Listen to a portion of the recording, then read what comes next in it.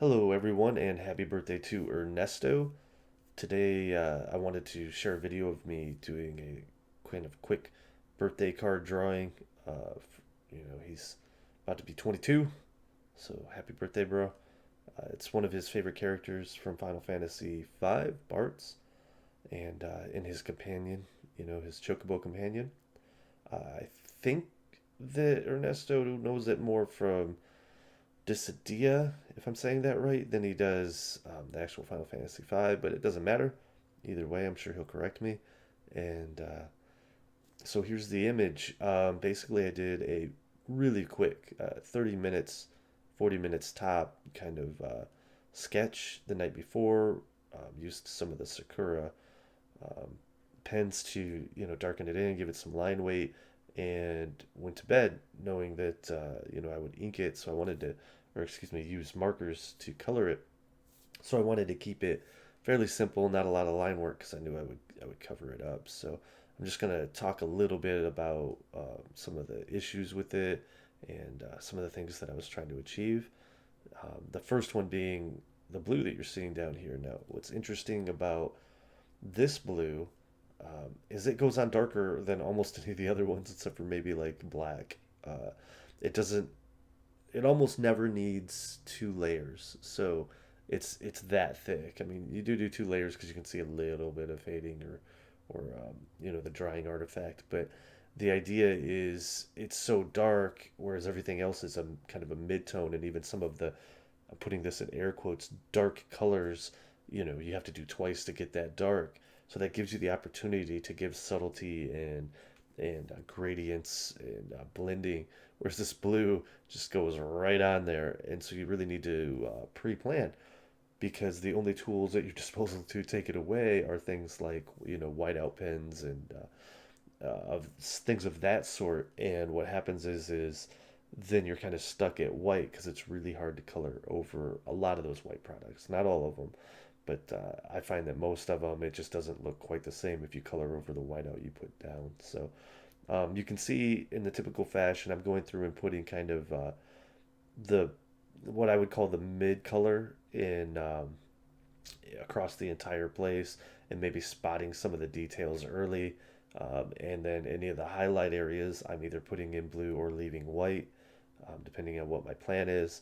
And then I start to come through kind of in like one or two passes with detail lines like you're seeing on the bird, and throwing some shadows um, onto, like say the back side of the head and on the hair and things like that.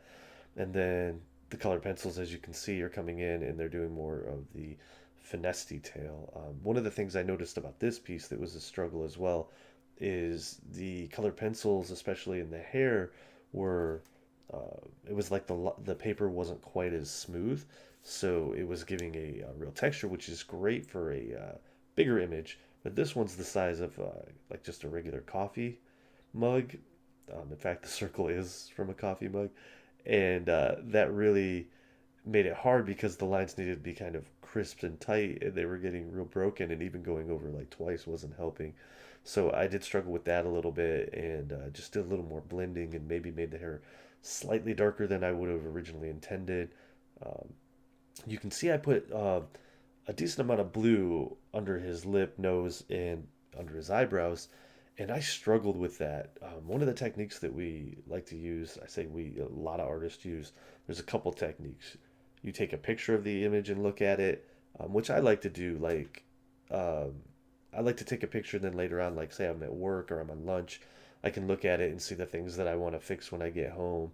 Um, or you can, turn it around and put it in a mirror or flip the paper around if the paper's thin enough, and you can kind of get an idea of what it looks like from a different perspective, almost like if somebody else is looking at it, because you're looking at it from a certain angle and a certain degree turn from the table that you're working on, and it's nice to see it straight on or from a different perspective.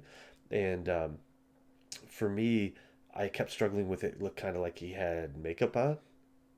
It's mostly on the eyebrows, and so I constantly am trying to like work that back while still keeping the effect of this casted light, catching the bottom of his lip, nose, and brow. So hopefully it reads is kind of cool.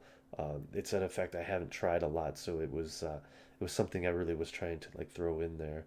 And the last thing I will say is it's funny how the camera picks up the white, especially around his left arm, as being this almost luminescent, brighter um, thing, and it's really not in person. It's there and it's white, but it doesn't quite almost glow like it looks here. If anything, it looks more like it does over his right shoulder. Um, you can see at the very last.